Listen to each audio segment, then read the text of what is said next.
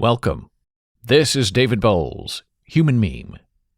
Today's topic, virtue signaling advertising. In the past, we've discussed virtue signaling here in your favorite Human Meme podcast. Virtue signaling is publicly demonstrating something false in order to pretend to be valid, to make yourself look good to others in public. Virtue signaling is the epitome of saying you're doing something good without actually doing anything at all.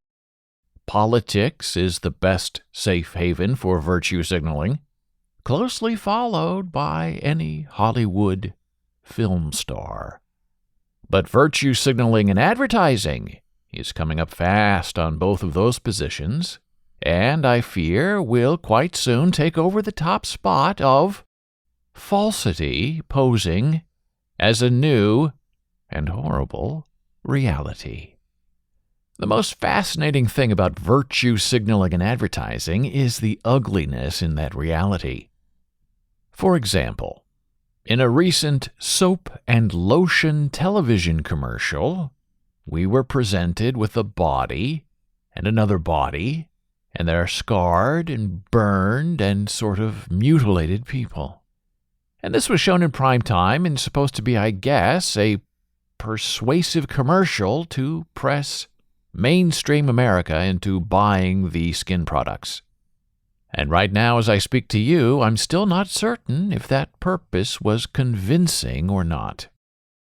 I guess I just have a hard time believing that a skincare company thinks profits will expand by having a show of people who really cannot be helped with their lotion or soap. And if they cannot be helped or improved, then what is the purpose behind that advertising spectacle? Well, the answer, my human meme friend, is simply this: virtue signaling, the advertising edition. Hey, look at us. We're an ad agency. We're edgy.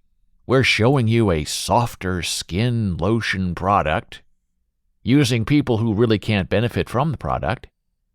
So you, by default, by our reasoning, you with the regular skin, imagine what this product will do for you.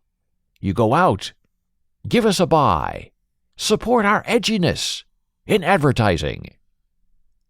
Well, to me, it doesn't make logical business sense or even emotional advertising sense for that attempt at synthesis between message and meaning. The commercial is not inclusive. It is actually exclusive.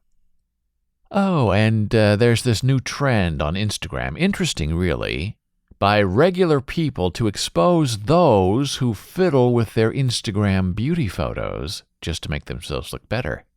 These regular people online compare what is posted to Instagram and then what is also posted in a public video or a public publicity shot.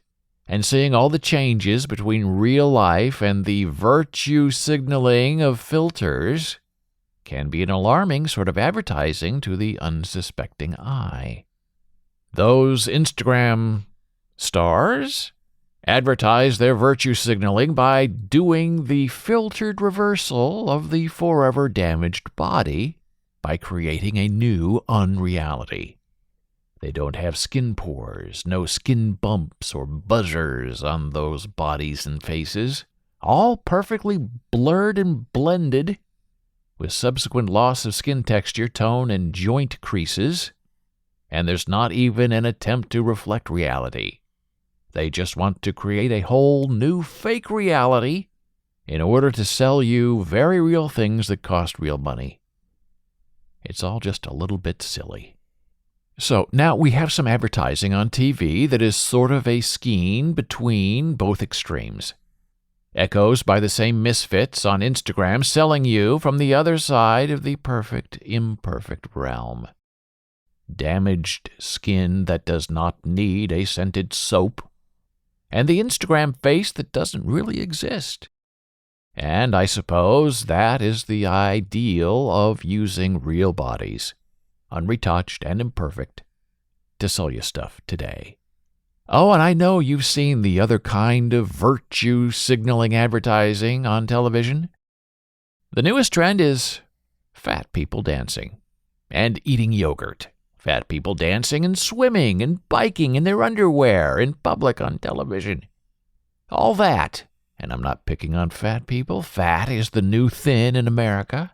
But you never get to see underweight people advertising, dancing ice cream, or appearing wet in their underpants. No, this is America. We are throttled by a reverse advertising perversion. Revenge of the ordinary. Oh, and I know, you know, we all know, America is a fat nation. At least more fat than thin. And if you're into advertising today, you no longer sell the American ideal.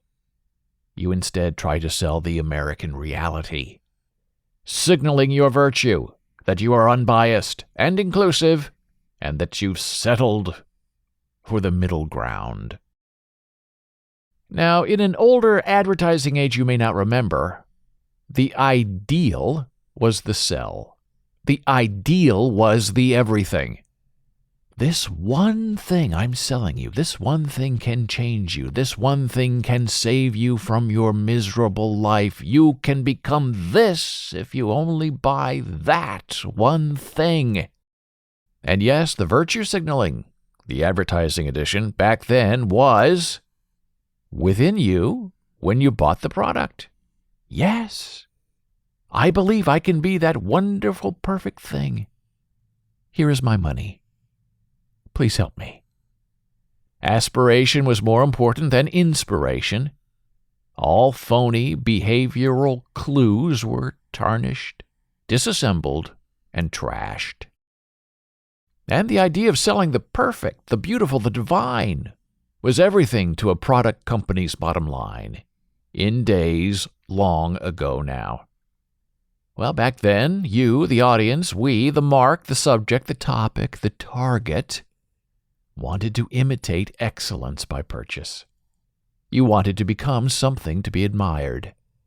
And there was some truth in that pitch. Just looking backward into history and art, we never celebrate the ugly, or the broken, or the wounded, or the poor, or the damaged. Oh no, we only choose to preserve and remember and celebrate the successful, the beautiful, and the extraordinary, right? So, does virtue signaling dumb down the culture or enhance it? Well, we can be who we are and own it, or we can try to better ourselves through education, working out, eating right, or perhaps by buying a certain soap, lotion, acne cream. Do we as consumers want regular people selling us extraordinary things because their ordinariness levels out our specialness of what is being sold and purchased? Everything has a price, you know, including us. But doesn't that do nothing for brand loyalty, other than cheapening it down to the lowest common denominator that is accepted by mainstream America? The average American. Who is this average American that advertisers are purging into virtue signaling? Well, let's take a look. Did you know the average American, according to a recent CNBC report, is $130,000 in debt, spends $69 a day, and carries only $34 in their pocket? That's who. The average American makes $48,000 a year, has no more than $1,000 in savings. That's who we are. The average American watches 33 hours of television a week, reads 4 books a year, and works 34 hours a week. That's us. The average American is 17 pounds overweight, spends 2 hours a day on social media. That's us. The average American is on the phone 5 hours a day, drinks 11 alcoholic beverages a week, and exercises 17 minutes a day. That's who. And here's even more. That's who, that's us. The National Highway Traffic Safety Administration tells us that only 10% of Americans average Americans, that's who, do not wear seatbelts. But 50% of average Americans who die in car crashes were not wearing seatbelts. How's that for an average American? That's who. That's us. How's that for an average statistical revenge? Oh yes, my human meme friend, the American average. Not the lesser American, and certainly not the better American. Right. Never the best, just the average. The middling mainstream, hardly living at all the American dream. If we see it, we can know it. If we know it, we can signal it. If we signal it, we can buy it. Buy now. No buyer's regret later. And buy now, before it's too late. Yes, you can still be one of us, the imperfect few, the glamorous all, because you cannot risk there's nothing left to sell back to the average, aspirational American, seeking only the self in reflection and reality in the reflexiveness, broken or not. And we are all stuck together in a concentric circle, furiously signaling to each other an extraordinarily missing wholesomeness and a completely damaged aloneness that exists only in the empty space between the eye and the flickering, virtuous signal of the television screen. Thank you for listening. Be a human meme.